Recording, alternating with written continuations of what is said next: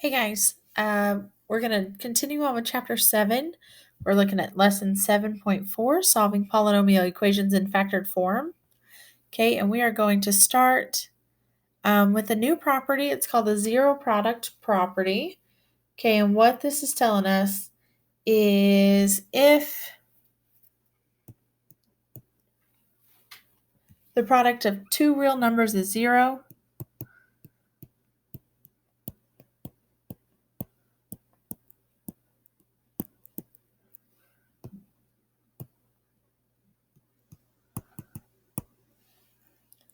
then at least one of the numbers is 0.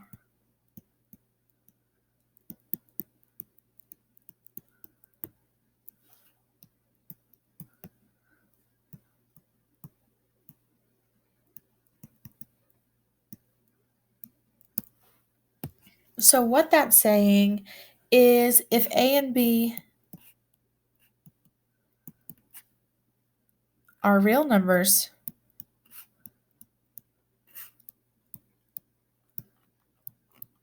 and A times B equals 0, then either A has to equal 0 or B has to equal 0. Okay, so we're solving polynomial equations with this information. Okay, so we're going to set them equal to 0 to be able to solve them out. Okay, so if you think back a couple of sections ago, we talked about standard forms of polynomials. Okay, and a standard form of a polynomial could look something like this, x squared plus 2x. It could also look like this, x squared plus 5x minus 3. Okay, remember we're writing them in order of our exponents of our variables. And then you have factored form. Factored form is the opposite of standard form, okay? It's kind of like an undoing operation almost. So we would have x times x plus 2, where we distribute that x into those parentheses to get to that form. Or we could have x minus 3 times x plus 8, which you remember if we were to FOIL that, which would get us to that answer right there. Okay, so we have standard form where it's written out in order. We have factored form where it's not multiplied together yet. Okay, now we're going to talk about roots. What is a root? A root is the solution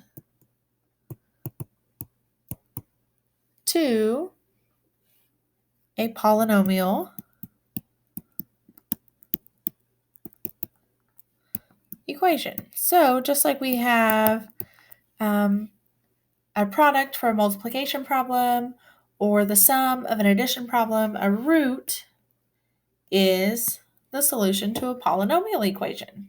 Okay, so we're going to be solving these polynomial equations to find their roots. So here, we're going to solve for each equation. So what we're going to need to do is we're going to need to take this and set it up separately. Okay, so we have kind of like two different terms here. We have a 2x, and then we have a x minus 4. Okay, so we're going to take those and we're going to set those up differently into two different problems. We're going to set them both up to 0. Okay, so I'm going to have 2x equals 0, and then I'm going to have x minus 4 equals 0. Okay, so I need to solve both problems for x. So I'm going to have x equaling more than one number. Okay, so here it's a simple algebra problem, x minus 4 equals 0. I'm going to add 4 to both sides. So I'm going to get x equals 4. Okay, here I'm going to divide by my 2. So I'm going to get x equals 0. So my roots for this polynomial equation is x equals 0 or x equals 4. Okay, so this action right here, whenever we set them both up to equal 0, that's our zero product property that I was referring to earlier. That's where I can set my a and my b. There's my a term, there's my b term, and I can set each of them up individually to equal 0 so we can find all of our separate roots for our problems. Okay, on to the next problem. Here's my a, Here's my b. Okay, we're going to go ahead and set them up separately. So I'm going to have x minus 9 equals 0. I'm going to get x minus 3 equals 0. So go ahead and solve them out. Add 3. So one of my roots is x equals 3. Or it could be x equals 9. So there are my roots for x minus 3 times x minus 9 equals 0. Okay, let's do one more practice problem. My a root is going to be x. My b root is going to be x minus 1. Remember, I'm going to set them both up to equal 0. So I'm going to have x equals 0. And then I'm going to have x minus 1 equals 0. Okay, so my x minus 0 doesn't need to solve. It's going to say x equals 0. And then my next root is going to add 1. So I'm going to get x equals 1. Okay, so now we're going to talk about repeated roots. Repeated roots are when two or more roots are the same number. So I could work it out, and I could end up getting x equals 1 or x equals 1. So I don't need to say that twice. Those are repeated roots. I can just say x equals 1. Okay?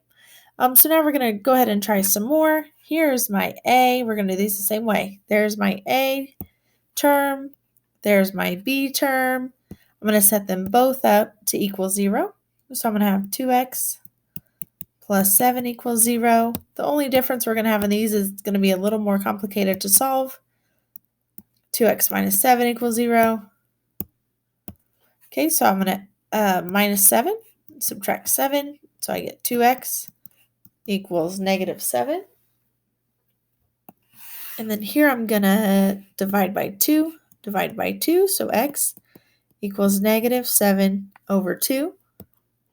Now let's go to our b term. We're going to add 7 this time because it's a minus.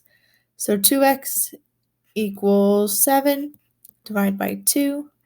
So I get x equals 7 over 2. So my roots for 2x plus 7 times 2x minus 7 equals 0 are x equals negative 7 over 2 or x equals 7 over 2. Okay, here we have x minus 1 squared equals 0. So what does that mean? Squared means we're writing it the same way twice, right? So really what this is saying is x minus 1 times x minus 1 equals 0. So here's my a term. Here's my b term. So now I'm going to write them up equal to 0. So I'm going to say x minus 1 equals 0. And then I'm going to say x minus 1 equals 0. Okay, so what do we think is going to happen here? It's the same thing, so I'm probably going to get a repeated root. I'm probably going to have the same answer, but let's check. I'm going to add 1 here. I'm going to add 1 here, so I'm going to get x equals 1, or add 1, x equals 1. So I have x equals 1 here and x equals 1 here. Those are repeated roots. So my answer is just x equals 1. Okay, here on C, if you notice, I have 3 terms. I have x plus 1 is my a term. I have x minus 3 as my b term. And then I have x minus 2 as my c term. So it's going to work the same way. I'm still going to set them up all separately equal to 0. I'm just going to have 3 roots instead of 2 roots. Okay, so let's start with a. X plus 1 equals 0.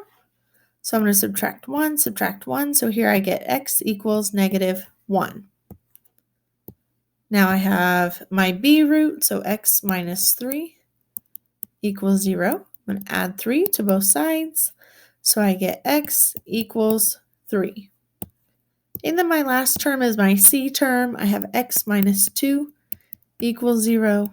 Add 2 to both sides. So I get x equals 2. So my roots are x minus 1, x equals negative 1, x equals negative 1, x equals 3, and x equals 2. Okay, so what I want you to do, that's it for 7.4 part 1. I want you to make sure that you complete the practice problems for 7.4 part 1, and you also complete your Big Ideas math assignment. It's labeled lesson 7.4 part 1 review. Okay, so get those done and then log in to look at 7.4 part 2 notes after this.